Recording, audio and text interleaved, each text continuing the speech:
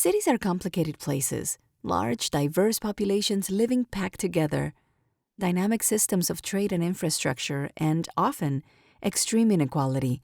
When crises hit, things can get very difficult very quickly. Population density, diversity, and intricate urban environments all challenge standard approaches to humanitarian response. So here are 10 things to know about urban humanitarian response. 1. Cities are growing, and growing fast. In around 2007, for the first time, over half the world's population was living in urban areas.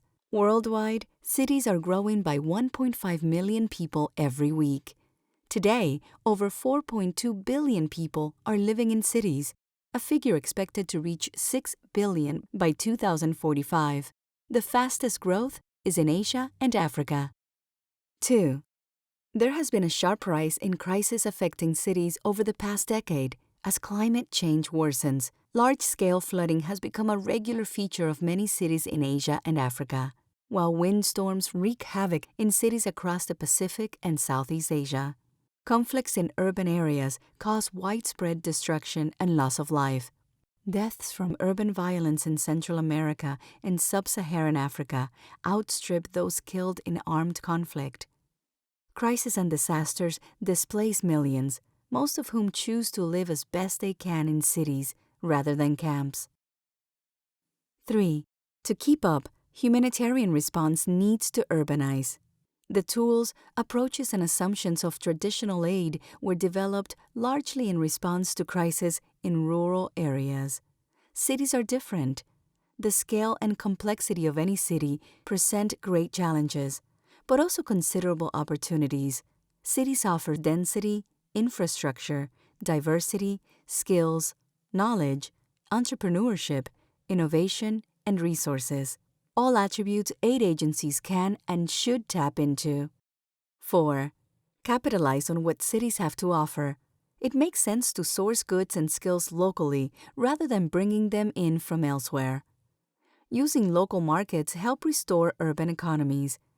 Cash transfers enable people to prioritize what they need and support local markets, and should be the default response option in urban relief and recovery operations.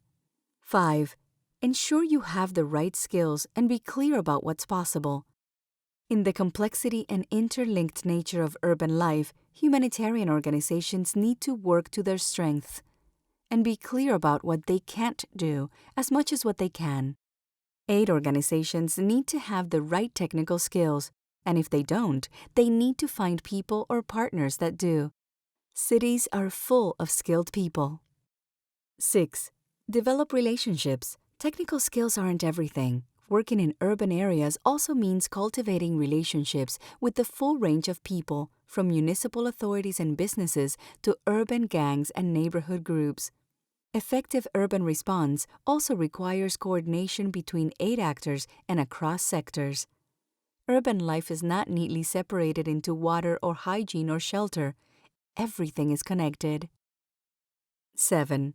Be flexible. Urban crises require flexible project management tools and contextual understanding.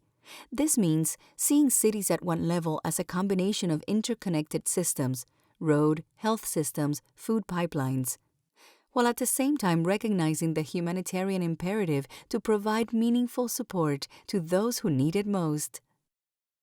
8. Take time to listen. Affected people routinely say that humanitarian actors do not listen to them enough. Using the right assessment approaches and, just as important, acting on what you find can help ensure that people are heard.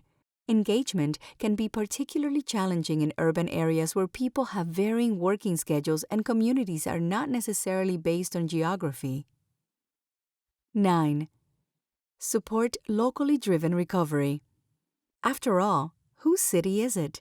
Neighborhood groups, municipal governments, local businesses, and gatekeepers such as gangs will be there long after any humanitarian response has ended. 10. Take the long view. Urban recovery can take years and may be outside the scope of most humanitarian programs. Forced displacement may last generations. In recovery operations, humanitarian organizations must meet immediate needs, but also add value in the long term. Invest in local skills and in strengthening governance structures.